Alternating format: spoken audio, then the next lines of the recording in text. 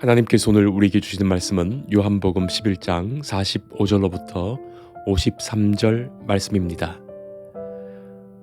마리아에게서 와서 예수께서 하신 일을 본 많은 유대인이 그를 믿었으나 그 중에 어떤 자는 바리새인들에게 가서 예수께서 하신 일을 알리니라. 이에 대제사장들과 바리새인들이 공회를 모으고 이르되 이 사람이 많은 표적을 행하니 우리가 어떻게 하겠느냐. 만일 그를 이대로 두면 모든 사람이 그를 믿을 것이요 그리고 로마인들이 와서 우리 땅과 민족을 빼앗아 가리라 하니 그 중에 한 사람 그 해의 대제사장인 가야바가 그들에게 말하되 너희가 아무것도 알지 못하는도다.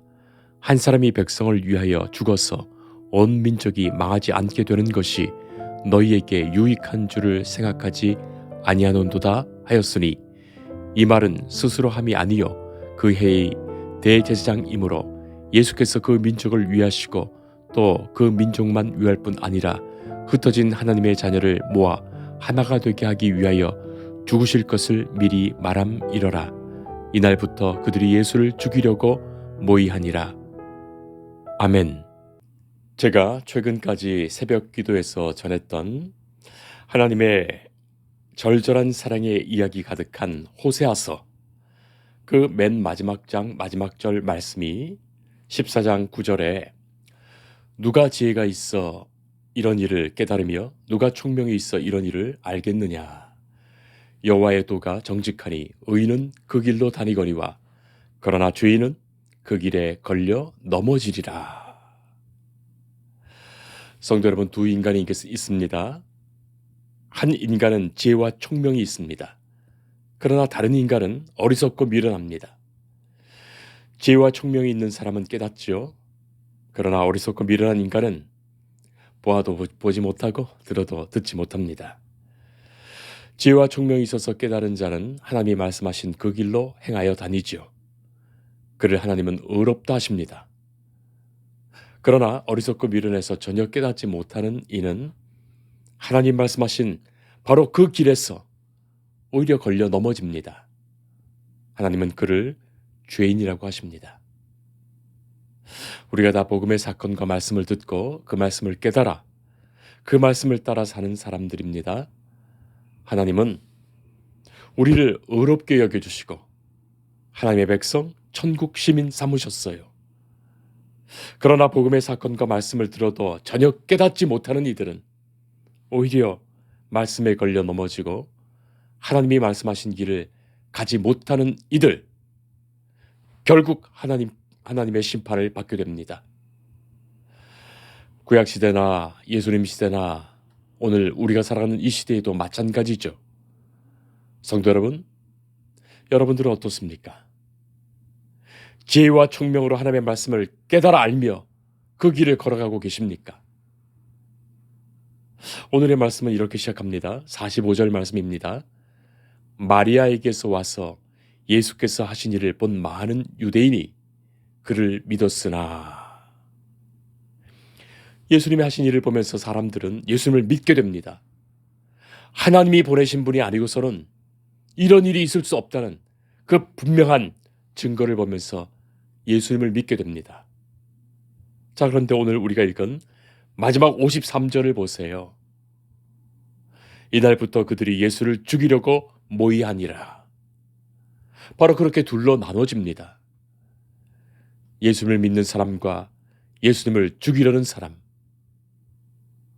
여러분 어떻게 생각하십니까? 너무 극단적이라고 생각하십니까?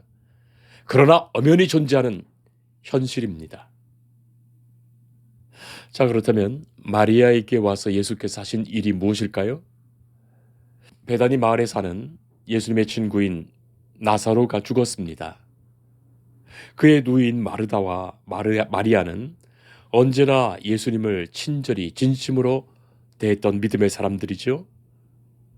인간의 죽음이라는 이 비참하고 그러나 분명한 이 현실 앞에서 이 자매는 넋을 놓고 있었습니다. 병자를 치료하시는 예수님이 조금만 더 빨리 오셨더라면 이렇게 죽지 않았을 텐데 자매가 얼마나 야속했을까요? 그러나 예수님은 늦게 오셨습니다. 성경에 보면 일부러도 지체하셨습니다. 그래서 나사로가 죽은 지 나흘이나 지났습니다. 사람들이 장례까지 다 마쳤어요. 그제서야 예수님 오셨고 그를 어디에 뒀느냐 물으시죠. 그리고 예수님은 그 무덤에서 눈물을 흘리셨습니다. 자, 여기에 사람들이 수군거리죠. 여기에도 똑같은 일을 보면서 사람들이 둘로 나눠집니다. 우리가 앞에 본문이라 읽지 않았지만 35절 이하를 보면 그를 얼마나 사랑하셨으면 저렇게 우실까 하는 반응과 또 다른 어떤 사람들은 아니 맹인의 눈을 뜨게 한 사람이 그 사람은 죽지 않게 할 수 없었더냐. 바로 그것이죠. 그 선명한 두 가지 반응이 날카롭게 대조됩니다. 저는 이것이 오늘날도 마찬가지인 우리들의 반응이라고 생각합니다. 모든 일에 그렇습니다. 하나는 그 마음을 헤아리며 그의 편에서 이해하며 그를 신뢰하는 말을 하는 반응과 또 다른 하나는 그 일을 통하여 그를 조롱하고 폄훼하며 불신하는 반응입니다. 여러분 잘 생각해 보세요. 본능적으로 나는, 각자의 나는 어느 쪽에 가까운 사람인가 말입니다. 긍정심리학의 대가로 알려진 마틴 설리그만 박사는 행복과 성공의 삶을 사는 사람은 마음속에 항상 yes가 있고 불평과 실패의 사람은 마음속에 항상 no가 가득 차 있다. 그렇게 말합니다. 무조건 아무 일이나 yes, no 한다는 말이 아니라 그 근본적인 마음과 태도의 차이를 말하는 거예요. 그는 근본적으로 신뢰를 만들어가는 사람인가? 아니면 불신을 만들어가는 사람인가? 그것이죠. 어느 설문조사에 발표한 바에 따르면 같이 일하기 싫은 직장 동료가 있습니다. 직장에서 같이 일하기 싫은 직장 동료. 5위가 게으른 사람입니다. 4위가 앞뒤가 다른 사람이에요. 3위는 일머리가 없는 사람. 4위는 자기 주장만 하는 사람. 1위는 뭘까요? 매사에 부정적인 사람입니다. 다른 사람들은 그래도 같이 참으면서 일할 수 있지만 도저히 정말 못 참겠다. 같이 일하고 싶지 않다 하는 사람이 매사에 부정적인 사람이에요. 그 마음에는 노가 가득합니다. 그런 사람과 어떻게 같이 일하겠습니까? 우리가 교회에서 신앙생활 하는데도 마찬가지죠. 게으른 사람도 있고 앞뒤가 다른 사람도 있고 일머리가 없는 사람도 있고 자기 주장만 하는 사람도 있습니다. 그런 사람과 같이 신앙생활 하는 것 쉽지 않지요. 그래서 하나님이 그런 사람을 불쌍히 보시고 또 믿음 주셔서 말씀으로 고쳐도 주시고 변화시켜 주셔서 같이 이 믿음의 길을 가게 하시지요. 그래서 게으른 사람이 성실해지고 앞뒤가 다른 사람이 하나님 앞에 내가 산다는 것을 아는 마음에서 앞뒤가 같아지고 일머리가 없는 사람이 일을 배우면서 지혜가 생기고 자기 주장만 하던 사람이 주님의 뜻이 있음을 알고 내 뜻과 주장을 내려놓고 그렇게 변하는 거예요. 성령님의 역사가 그것 아닙니까? 그런데 매사에 부정적인 사람은 정말 바뀌지 않습니다. 남들이 하는 일이 다 못마땅해 보이죠. 철저히 자기 이기적이에요. 그래서 같이 일하기 어려운 거예요. 알고 보면 그런 사람은 정말 교만해서 그렇습니다. 하나님의 역사하시는데 하나님의 역사를 보면서도 부정적인 마음에서 불평하고 원망하는 사람이요. 철저히 교만합니다. 그래서 믿음도 없고 소망도 없고 사랑도 없는 사람이죠. 성도 여러분, 옛 이스라엘 백성들이 그랬지 않았습니까? 홍해를 가르고 애굽의 노예에서 구원하셨지만 조금만 못마땅한 일이 생기면 불평하고 원망하고 다시 애굽으로 돌아가려 했죠. 그들이 교만하였다고 성경은 곳곳에서 말하고 있어요. 하나님이 진노하셔서 그들을 심판하셨던 것을 우리는 기억해야 합니다. 성도 여러분, 내 마음에 혹시라도 부정적인 마음이 있다면 성령님의 역사와 은혜를 간절히 사모하며 주의 말씀을 따르는 중에 주께서 이루시는 그 위대한 역사를 내가 보게 하옵소서. 내 마음에 주를 향한 믿음, 소망, 사랑으로 가득하게 하옵소서. 눈물 흘리며 금식 기도라도 해야 합니다. 예수님은 친구 나사로가 죽은 바로 그 상황에서도 41절을 보면 하나님께 감사했어요. 하나님이 능히 하실 일을 알고 계셨기에 그렇습니다. 믿음이 있었습니다.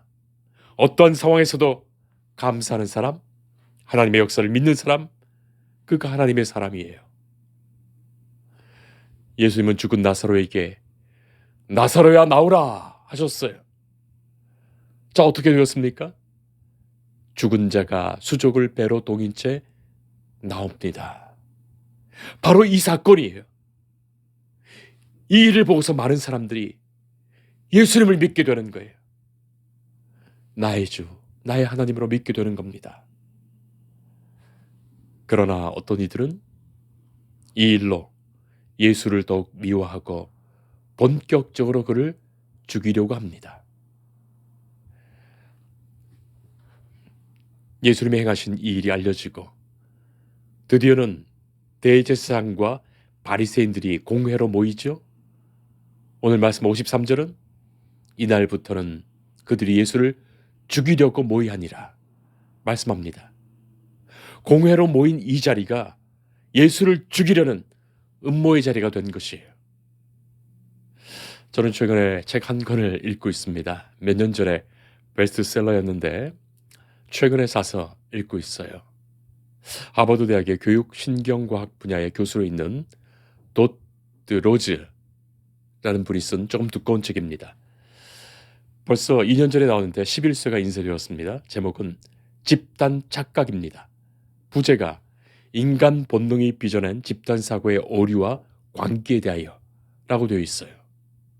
인간은 본능적으로 진실을 중요하게 생각하지 않고 집단 속에서 그릇된 신념으로 얼마든지 착각하고 오해하고 심지어는 광기를 부린다는 거예요. 세상이 미쳐 돌아가도 전혀 상관이 없습니다.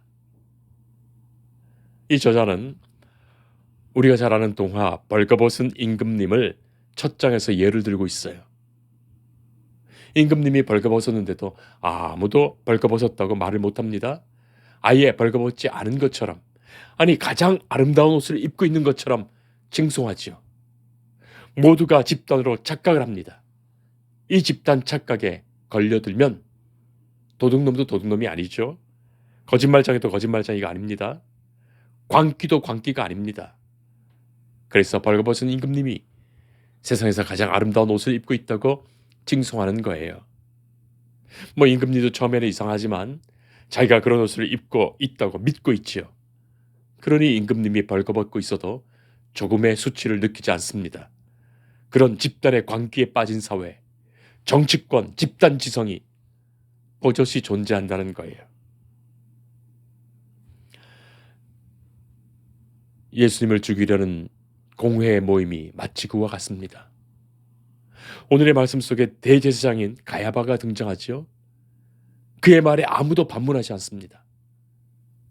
그 한 사람 예수를 죽이는 것이 우리들의 기득권을 보장하고 민족이 망하지 않게 되는 것이고 유익한 것이란 궤변을 늘어놓습니다. 그런데 아무도 저항하지 못하지요. 모두가 자기의 이익이 달려있기 때문에 그렇습니다. 죽은 자를 살리시는 하나님의 그 역사를 보면서도 거부하는 거예요. 진리를 보면서도 진리를 거부합니다. 역사 속에 찾아오신 하나님을 거부하는 장면이고 하나님의 아들이신 예수님을 죽이려는 모의를 한 장면이에요. 병든 자를 치료하고 소망을 잃은 자에게 용기를 주시고 배고픈 이를 먹이시고 가난 이에게 물을 마시게 하시며 삶의 희망을 주시며 지금 이 땅의 현실이 아니라 저 하나님 나라를 소망하여 하나님의 그 긍휼의 역사를 소망하도록 하시는 이 예수님의 구원의 역사를 그 두 눈으로 똑똑히 보면서도 그 사실을 외면하고 오히려 그를 죽이려 했던 거예요. 분명히 하나님이 보내신 임을 알면서도 애써 부정하려는 거예요. 보아도 보지 않으려 하고 들어도 듣지 않으려 합니다. 그들의 심령이 이미 죽었기에 그렇습니다. 가야바는 당시의 대제사장이고 그가 진정 하나님의 종이라면 이 일을 보면서 하나님의 뜻을 기도하며 물었어야 합니다. 그리고 예수님에 대하여 그가 과연 하나님이 보내신 이가 맞는지 기도하며 말씀 가운데 상고했어야 합니다. 그러나 그는 철저히 정치적으로 이 문제를 해결하고자 했던 거예요. 정의로운 것인가 그렇지 않은가가 문제가 아니라, 사실인가 그렇지 않은가가 문제가 아니라, 하나님이 보내신 자라도 그를 죽여서 민족이 평화로울 수 있고 자신들에게 이익이 된다면 죽여야 한다고 생각했고, 그래서 예수를 죽이도록 결론을 유도하고 있는 거예요. 성도 여러분, 그러나 실제로 예수를 죽이는 것이 그들의 평화를 보장해 줄 수 있는 것입니까? 결코 그렇지 않습니다. 예수님이야말로 진정한 샬롬을 이 땅에 가져오신 분입니다.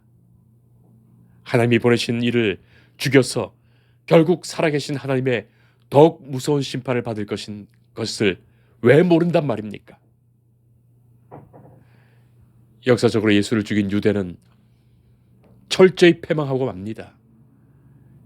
AD 70년에 예루살렘 성은 완전히 무너지고 백성은 학살당하고 이스라엘 나라는 사라지고 마는 거예요. 예수님은 나사로를 살리셨습니다. 그런데 이 사건이 왜 십자가 사건 바로 직전에 있는 것입니까?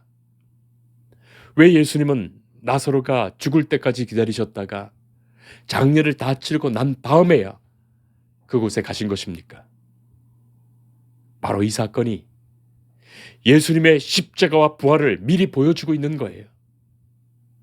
그리고 결정적으로 죽은 이를 살리신 분이 십자가에 죽으셨다는 거예요. 그리하여 이 십자가는 하나님이 우리를 위하여 이루신 하나님의 역사와 일이 됩니다. 나사로가 살아난 것을 본 사람들이 얼마나 큰 충격과 은혜를 받았겠습니까? 그래서 많은 이들이 예수를 믿게 된 것입니다. 이 일이 계기가 되어서 더욱 예수님을 믿게 된 거예요. 그러나 성도 여러분, 더 중요한 것은 은혜 받은 사건을 은혜되게 간직할 수 있어야 되는데, 아니 예수님이 십자가에 달리실 때 이 은혜 받은 사람들 어디에 간 겁니까? 왜 한마디도 못했을까요? 참으로 의문스럽습니다. 은혜를 본 사람들이 왜 예수님은 하나님이 보내신 분이라고 증언하지 못했는지 말입니다. 은혜를 받고도 그 은혜를 또 쉽게 잊어버린다면, 예수님을 죽이는 일에 침묵하게 되고 나중에 여론과 대중에 선동되어서 예수님 죽이는 일에 가담하게 된다면 그것이 얼마나 더욱 어리석고 비참한 모습입니까? 사랑하는 성도 여러분, 예수님이 이렇듯 십자가에 돌아가셨습니다. 이 사건을 보고서도 분명히 둘로 나뉘어질 것입니다. 죽은 이도 살리시는 분이 나를 위하여 죽으셨다는 은혜와 감격으로 십자가를 바라보는 이가 있다면, 예수가 그렇게 무력하게 죽고 말았구나, 자기도 살리지 못하는 자가 어떻게 구원자가 되겠는가 하는 자가 있는 거예요. 예수의 십자가의 그 은혜를 보는 자만이 예수의 부활을 볼 것입니다. 기도하겠습니다. 사랑의 하나님, 죽은 나사로를 살리신 주께서 우리를 위하여 십자가에 죽으셨습니다. 나를 위하여, 우리를 위하여 십자가를 지신 예수님을 생각합니다. 인간의 악한 모함과 죄악 속에도 하나님의 역사가 이루어짐을 보게 됩니다. 주님, 우리가 주님의 가신 그 길을 진정으로 바라보며 따르게 하옵소서. 하나님이 행하시는 역사를 보며 감사하며 나아가게 하옵소서. 내게 주신 그 크신 구원의 은혜를 기억하고 고백하며 따르게 하옵소서. 사순절의 시간에 우리의 마음과 몸을 지켜주옵소서. 예수님 이름으로 기도합니다. 아멘. 주님을 늘 믿으며 그 손을 의지하고 내 몸과 마음을 바쳐서 끝까지 충성하리.